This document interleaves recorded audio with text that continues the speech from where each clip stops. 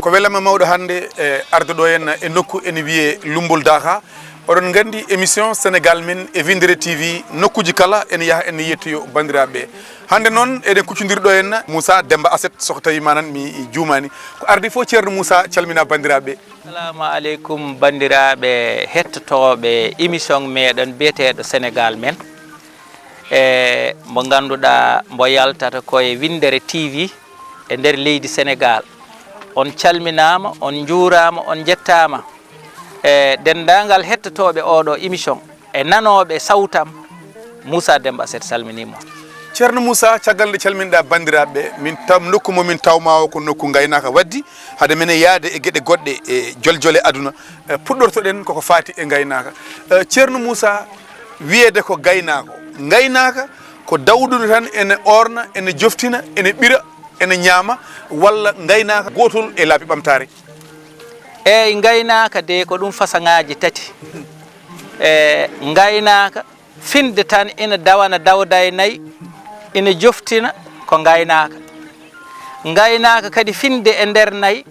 haɗa gollo e nder mumen ko gaynaka kadi julade e nder nayyi daña hen jencude moƴƴiri ko gaynaka premier o ko gaynaka fina tawa ko nayyi ɗi tawruɗa yumma e bamma ɗin ɗon jaggirɗaɗi tan koɗi jinnaɓe ma koɗi miñiraɓe ma koɗi suddiɓe ma ɗina ñamata a ñamminta ko yo kew tan haɗa sukki hen so tawi ko goliyel ngel ko ngel cukalel ma so tawi ko nagge magge nge ko nge jinnaɗo ma ko tawi ko gaari ndi ko ɓi bamma ala hen fof ko mbawɗa ittude pajira haaju ma heddi tan ko ma jogo limte e nayyi ha heewa e nder wuuro e nder galleji e nder laddeji kanma ɗanade kanma holtude kanma ñamde kanma fof kono wona nayyi naftoji wona ɗin nayyi cohluɗen nayyi keddiɗi ɗi ɗin ko nayyi ɗi ganduɗa ko an faggi ɗumen haɗa ñaama hen haɗa yara hen haɗa honna hen haɗa honna hen ɗum ɗon ko nayyi haɗa ñaama hen haɗa yara hen haɗa hoɗa hen haɗa honna hen kono hoɗi tampinma soɗi keyɗi ka keyɗuɗo soɗi ɗomɗi ka ɗomɗuɗo ɗumɗi kadi ko nayyi keddiɗi ɗi ko nayyi ɗi ganduɗa a fewniɗi haɗi peewi a mahani a soodi otoji a hajjoyi a waɗi dendagal ko jawdi nafata ko haɗa naftoro nayyi ɗi haɗa wuure majji gurdameje moƴƴe haɗa gollo e majji golle joɗɗe haɗa nafala hen leydi ma haɗa nafta hen ɓesgu ma haɗa nafta hen hoddiɓe ma tawa ɗi bonnata ko ɗum ɗo woni nayyi. hande ɗo wona e nder nde ɗo ladde eɗen mbawi wiide ko nokku goɗɗuɗo guure e tappamaje ɗe ko ardi foof hande holno gurduɗon ɗo henna e banggue sécurité nayyi beyi baali ko ɗum ngaalu kono kadi ene waɗi yimɓe hewɓe sayeɓe aroɓe ene gujja ɗum ɗo ɗum ganduɗa kañum tigui woni mana e ngaaluji moɗon holno gurduɗon to banggue kisal e jawɗele moɗon e onon ni e koye mon e cukalel moɗon mbasno moon. E yettude Allah oɗo secteur mo gonɗen mbo wiyete ko secteur Loumbol Daaka kombo unité pastoral kombo ujunnaje 26 hectares woni ɗo yete ko ɗum min desda wiya secteur unité pastoral dental cabbi aynaɓe mbo Loumbol Daaka l'an 2006 min cinci nokkere nde min mbaɗi hen ndiyam min mbaɗi hen connaissance min mbaɗi hen ko ganduɗa kala no neɗɗo waɗata ha ayna gaynaka jotka ina waɗe e nder gollal he min tawi ɗo golle ɗe ganduɗa yimɓeɓe ne jamfodira jawdi ndi ina bone jawdi ndi ene gujja jawdi ndi ene tampini hoɓɓe ɗo ɓe kono Allah e nelaɗo muɗum e nder sensibilisé ko haalate e ko resdete yimɓe ene jewtitte yimɓe e séminaire uji guykana uste nder secteur mo Loumbol Daaka holko taki ɗum wona piggalde holko taki ɗum wona sokde de holko taki ɗum wona mbawka de ala ko haaldude yimɓeɓe goppe ko mbaɗa toon ko hande Allah e nelaɗo muɗum secteur Loumbol Daaka ina famɗi guykaji tampinɗi min ha kadi min ɗanade ina famɗi kadi caɗele tan gaynaka tampinɗe min ha kadi amen ɗanade hande o ay ɗo dari ɗen ay oto nan heedi keji ma pullo gorko soodi ɗum tan hanki pullo goɗɗo dariɗo seeɗa mum on soodi oto hande ko woni ɗo e nder Loumbol Daaka tan otoji codaɗi ɗo tan nder secteur Loumbol Daaka ɓuuri sappo wadde ɓe ñemmodirta koko yooɗi ɓe ñemmodirta hande ko étasuji mawɗi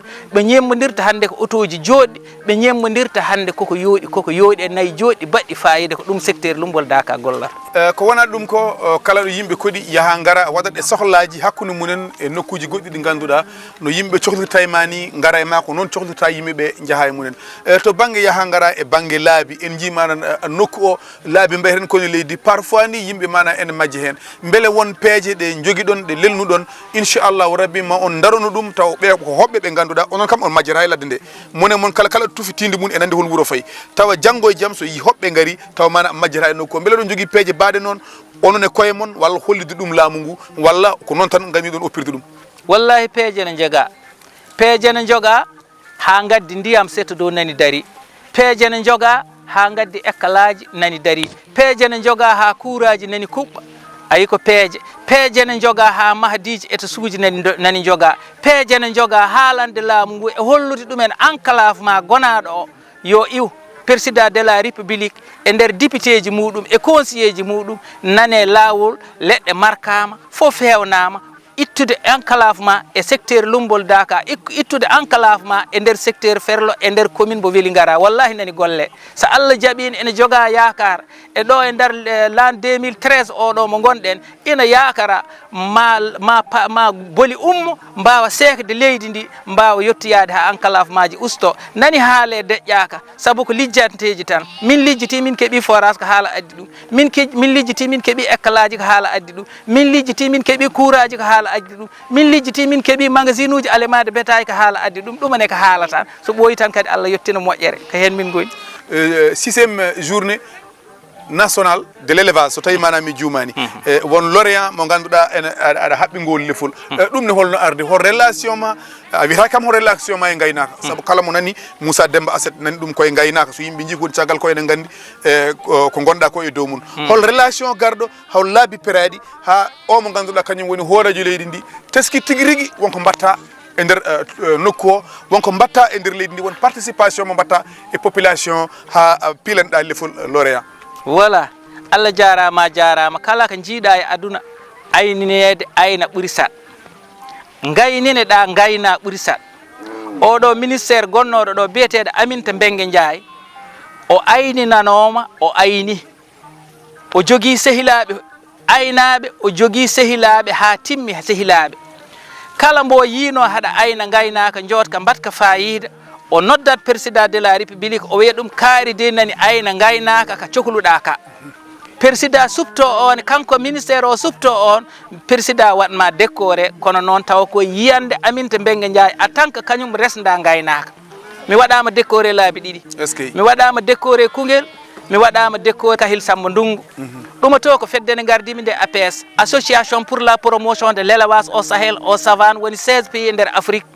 e min woni président cellule national mo Senegal donc mi waɗama toon décoré e nder fedde nde nonde rullirta e nder leydi Sénégal mi waɗama décoré kadi e batte gaynakam ko mbaɗami opération tabaski jawɗi ɗi e nayyi ɗi ko mbaɗami hen ko kadi mbaɗami hen décoration oɗo décoration woni décoration baɗaɗo secteur hono wiyete Kahil Samba Ndungu e mbiɗa jogui décoration goɗɗo mi addani on kono on waɗano ko hono wiyete Koungheul ɗum ɗon fof ko affaire gaynakam e affaire no ministére o ardata ɗo ina yiya gaynakam no yooɗi ɗum no yewtide hen président de la république waɗi kam recevoir min jewti affaire gaynaka min kaldi affaire gaynaka ko neɗɗo battuɗo yam hakkille battume muɗum hakkille oɗo saaha yimɓeɓe pop ene paari haqqillaji munen e insémination woni e addude won nayyi ittude ɗumen won leyɗele gonɗo won walla pucci eko nandi hen eywa on rythme on projet en tant que mana éleveur holno jiiruɗa ɗum yiyandam no serte jiyanɗe mabɓe ko tagui jiimi sa a fewnani seeɗa a fewnata ko heewi a horima fewnude ngaari jaruri capanɗe nayyi ujunere handi fewande nde daña ko ndi fonno dañde ko sa rokkama ngaari dañde million ngaji ɗiɗi tati na fewnata a joguima kolce ma sappo ɗe ganduɗa ina mbawi ñamde tan hay sinno ko kiloji sappo par ñallal walla kiloji nogas par ñallal a horimama ɗi fewnude sa rokkama ñamoji 100 kilo par ñallal fewnata donc wadde gaynaka kan ɗon ɓe ponno ko wadde ɓeɗo séminaire ha mbawa ka ɗo gaynaka seeɗa ka nde gaddane gaynaka mawka ka fawo e dow hen kono hande o ɗiɗo gay jaroji million ngaji ɗiɗi so gartini so keeɓi juuɗe amen ɗi mbawa jarde hay million goto walla ɗi mbawa jarde hay temedere ujunere saabu ɗi keɓata ko ɗi ponno hebde ko haɗi mbawa yettade ɗo ɗi ponno yettade ɗo donc min ko ñaagotomi aynaɓe ko yoɓe mbaɗa séminaire uji holno nagge jogorte heɗen gandino nagge jogorte to banggue men kono en ganda to nagge jogorte banggue goɗɗo o ha mbawen jangguɓe ɓe gandi holko woni kuusa nagge holko woni nguru nagge holko woni alladu nagge ha ɓen pamna meɗen holno nayyi jogorte ha yooɗa holno nayyi jogorte ha paaya sen gaddanama nayyi tubakoɓe ɗine en mbawaɗi jogade en ngala kattanɗe majji en ngala ñamdu majji en ngala yarde majji en koɗani en konnani en karnani en ɗumininani wawa yaade donc ko ɗum woni ko loji golle ɗe ko milliard uji juppateɗe gayi gaddateɗe e nayyi gaddateɗe ɗi sayata haydara feeñata yoɓe pewnan yimɓe ɗiɗo nayyi dariɗi ha jooɗa paya moƴƴa jaltina litre uji mumen 3 litre uji mumen 4 ha min ganda ɗam ɗum ɗo no woodi nde min gaddane nayyi jaroji litre uji 20 litre uji 50 kan koɓe gaddata ko so wona hoɓe bonna kalis yoɓe pewnan min ka gaynako ɗum min cohli d' accord mboɗo andi e namdal men batinigal wonata ko fedde nde kalɗa nde ganduɗa aɗa ardi ɗum leyɗele kewɗe manan ene kuufi ɗum ko ardi foof holko saabi cosgol nde ɗon fedde nde tawno haaloɓe mbi kala nde lekki sooda tawan won rafi goɗɗo so tawi rafi woodani lekki soodatake ndekete fedde elle koko lekki rafi wonande diwan walla wonande wuuro walla wonande leegal hol caɗele baɗɗe holko miiji ɗon holko jiiɗon walla hol fayre nde cikkuɗon ene jogori yettade kañiɗon mbaɗɗon fedde nde gam falade ɗeɗon caɗele woto yettade on ha mbaɗɗon ndeɗen fedde holko woni probléme o exactement ceerno Moussa APS ƴettitante ko rythme goɗɗo rythme mbo kalannomi nane o e rythme mbo kalanmi joni o ça fait 2 ah bon eyyi APS ko 89 créa 89 e hande cikkumi duuɓi mu keewi mankata duuɓi capantati nangam wadde andi APS ko fedde ɓooyde APS mawɓe ɓooyɓe nani ɗo goni ko kamen puɗɗino APS nde sosa ko Burkina Faso anani Cameroun en Niger en Nigéria en Benin en Senegal en Mauritanie en Gambie en ɗeɗo fof koye nder APS jeeya wadde APS duuɓi joyi fof waɗata ko relance hesɗitina hesɓe ɓurɓe wawde ɓe kadi mbatte gona ɗo wadde APS nde wona fedde hesre nde wona fedde keryade hiccanki tan adda hande APS ko fedde ɓooyde wiya ko association pour la promotion de l'élevage au Sahel en savane firti ɗum ko fedde daranide aynaɓe to ndiyam ɗam famɗi to woni désert o eto ndiyam ɗam ɓuuri hewde to yuppata woni Cameroun en woni Guinée Bissau en woni ɗen toon wadde ko fedde daranide ɗen ɗon leyɗele foof kone fedde kadi nde ganduɗa yoltore hujjaji aynaɓe nder Afrique holko nde sohli ko aynaɓe jangoɓe jangguina aynaɓe hoɗɓe hoɗnoɓe aynaɓe hoɗɓeɗe gotel mbaɗa ko wiyata ko exploitation familial woni hoddeɗo gotel jangguina ɓiɓɓe ma jangguina ɗumen no aynirte ganda no gaynirte tawa so pini subaka ina jara kosam no janggoya école tawa so pini subaka no mbawi ɓirde nayyi ɗi mbaɗanaɗi jeeya kosam ɗam cooda carnet ji ɗi janguirta tawa so pini subaka no mbawi yeyde nayyi ɗi daña hen kalis ha kewa cooda auto ji mahna kuɓeje jooɗo gonira no aduna o fo woniri ni ko ɗum ɗo APS yahata APS ko ɗum fedde nde ganduɗa nde yiɗi ko formude aynaɓe formore aynaɓe wona nde yiɗi ko formore aynaɓe nde formi aynaɓe Cameroun nde formi aynaɓe Benin nde formi aynaɓe Burkina Faso nde formi aynaɓe Senegal saabu hande sa yeehi Dagana ina wuuri to batte gaynaka Ousmane Modien to goni to sa yeehi hande Kolda ina yooɗi gonagal gongal toon tan ko batte gaynaka woni to ko Ceerno Aliou Balde en Kolda sa ari ɗo hande Loumbol Daaka ina wawi jiiya kadi gaynaka jorka ko taki ɗum ko APS formata amen wadde APS yiiɗi ko formude fulɓeɓe jogo yiyande moƴƴere ganda jawdi ko an hutorto jawdi ndi wona jawdi ndi no hutoroma wona ɗo jawdi ndi moƴƴata ɗo moƴƴata wadde an ko jawdi ndi ɗo moƴƴata ɗo ko ɗon moƴƴinta jawdi ndi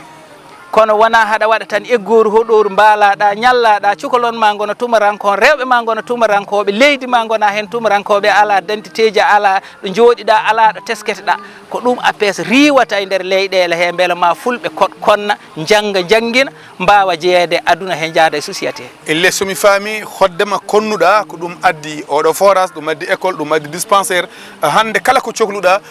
heewi famɗude aɗa wawi dañde ɗum ɗo e Loumbol Daaka nayi kadi keede caggal mi yara ko nayi keede caggal ma mi yara ko so voilà so tawino aɗa jogui no wasiya kuftidinɗo faade dendagal ɓiɓɓe leydi ndi aɗa andi oɗo saaha leydi ndi ne heewi firtinaji kantoriɗɗi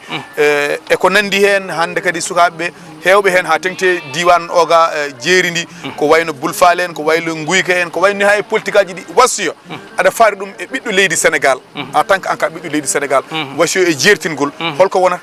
wasiyam e jertingol ko ganden kala mbo janggani jangguinani ka daaba bande en sa janggani a jangguinani ka daaba bande en a wawa humpitade ko wone aduna heeso wona a janggu a wawa humpitade ko wone diine heeso wona a janggu a wawa humpitade haydara so wona a janggu jangde woni afo ngalu saabu kala ko pagguiɗa jangguɗo funtanma hepta kala ko pagguiɗa jangguɗo funtanma hepta yeru ɗiɗo nayyi hande dariɗo docteur eɓe nani keptiɗi haaɗi laaɓi hande o docteur eɓe garat pingana amen ɗo nawa e amen capanɗe ujunnaje taw homin mbawno ɗum waɗande koye amen rippa suuji nani gadde nawe amen capanɗe ujunnaje taw homin mbawno wadde ko rippas koye amen saabu hande ɗeɗo gawƴe makkari e ko huɗum komin jogui hande somin joguino expérience mum e gandal mum min pewnano ɗum ha fewa min daña rippas taw min coodiyani rippa suuji goɗɗi wadde pulagu yo janggu pulagu so janggani wonta honade mbo janggani wonata lamɗo min desdami pulagu tan ko janggi noon kepton palasuji mon e nder aduna he ɗum tan woni ko desdami pulagu so wima Allah jarama no mbiyata sa wi kam Allah jarama wima wallahi Allah jarama an technicien moƴƴo joɗɗo namde padotoɗo ha neɗɗo haala ha jofna ganmi technicien fof mi fuɗɗo haala mi jofnani nanna kadi konngol gongol mi yejjita kalannomi mi ferguito e kalannomi wadde technicien a jarama ɗum Allah jarama